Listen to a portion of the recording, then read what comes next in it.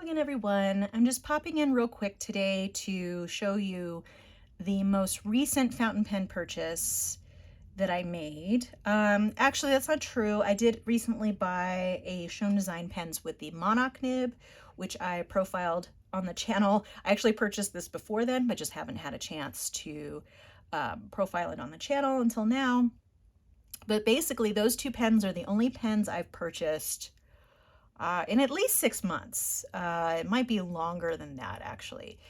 But the only reason why I've been buying things lately is I want them to be somewhat special or have something different about them. And the reason why I purchased this one is because I had to buy a pen with the nib that's on here. And then this is the Petrified Forest regular size Estie, not Etsy, that's where you buy stuff, Estie. And I like the color. It's a really pretty sort of, I don't know, coral type color or petrified wood color. But it's called Petrified Forest. And then the main reason why I made the purchase was because of this special nib, which is a Techo Nib. So this was ground specifically on order from Esterbrook. And it's the newest in the series of specialty grinds that Esterbrook is pairing with their pens. There was the Journaler, which is sort of like a cursive italic, really beautiful nib. I actually have two of them. And they both write really, really well. And then there was the Scribe nib, which is sort of like an architect, but a little bit different. Then we had the needlepoint nib, which I didn't buy because I already have a couple of needlepoint nibs, and I figure a needlepoint's a needlepoint, but I don't know. This one I think was done by Kirk Spear for Esterbrook, so you might want to check that out. Sometimes you can get if you look on Esterbrook's website, sometimes you can get just the standalone nibs if they have stock. But this particular one, which is the newest one, the Techo Nib, and I'm so sorry, I've forgotten the nib grinder, but it's sort of like a naginata togi, which is it's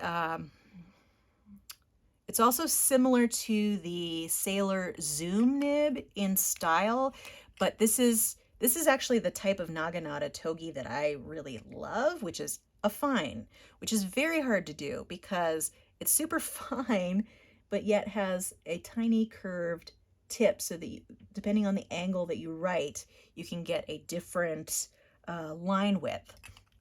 Now I do have a fine naginata togi style nib from Kirk Spear, which is why I remembered Kirk Spear. but this one is a little bit different, and I've already done some writing with it, and so it's got its pluses and minuses, really. Oh, looks like I just got some glue in my pen. That's the problem with having it on my desk while I do art. And I've been getting glue on everything. So, because I've been doing a lot of collage. So I'm just, without further ado, I'm just going to go ahead and do a writing sample. So this is Cosmo Air light paper. And in one of my previous videos, I think the video where I talk about the Montblanc nib, I'll put a link to that below. I talked about how this paper is going to be discontinued. So, you know, it's becoming a bit of a drag to find fountain pen paper, because if you find one you like, there's no guarantee that it's not going to be discontinued, which like I said is a drag, because you get used to something, you like it, and each paper has like a completely different feel. So it's like you're in a whole new universe of writing each time. But anyway, okay, so this is the Esterbrook. And you can kind of hear the little bit of scratchiness. I might at some point look into getting this one a little bit smoothed. So this is the Esterbrook Estie, and it depends on the angle whether you get that little bit of a catch or not. Petrified Forest. So this is just regular writing, and this has a Techo Nib. Oh, and I should have looked at what ink this is. I can't remember. If I remember or find it out, I will put a link down below to what the ink is. So the Techo Nib, because it's really the nib I wanted to show, right? So if you write super high up, you get this really fine line.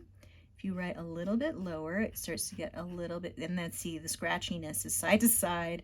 Then you get a little bit broader, a little less scratchiness. And this is clearly, you know, like the angle at which it was ground, which is fairly low for me. I think I tend to write pretty much 45 degrees as my angle. Here, maybe even a little bit higher, but no.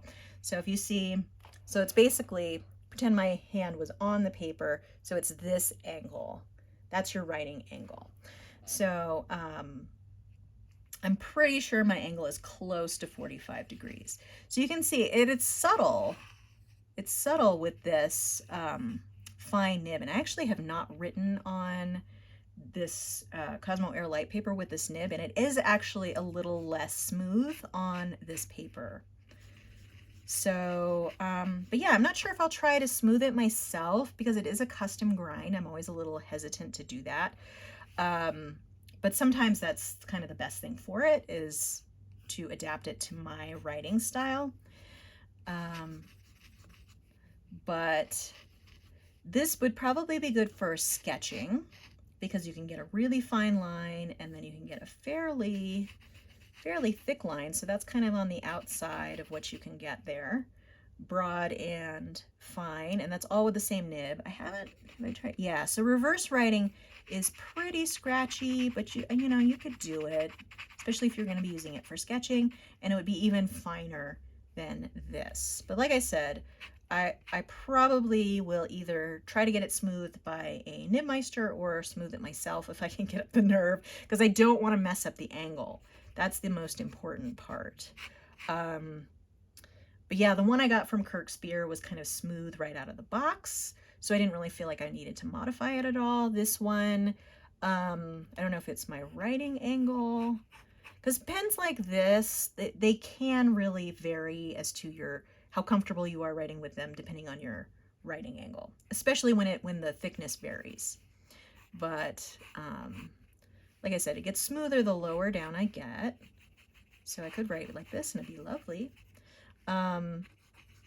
But high up like this, there is a little bit of a catch.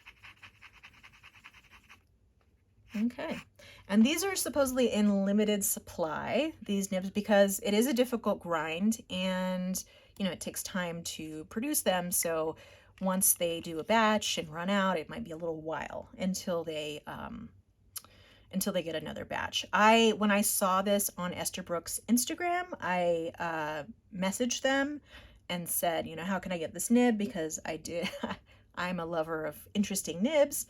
And the custom nib pen combination is actually relatively inexpensive with Estie or with Esterbrook, because you can get, I mean, if this was a Sailor, I mean, granted, it's not a gold nib, it's a steel nib, but if this were a Sailor with a custom nib like that, it could be over $1,000, right? And this is, you know, like a tenth of that, a little over a tenth of that. But so I reached out and they said, oh, we have a limited quantity. I wanted the gold trim with this, obviously the gold nib, you know, they had silver and gold toned. They did have at least one left. So yeah, it was a pretty easy transaction, and they just sent me a bill via email and I paid it. I generally am not buying things that way with pens, but sometimes, you know, that's what you've got to do to get the particular nib or pen that you want.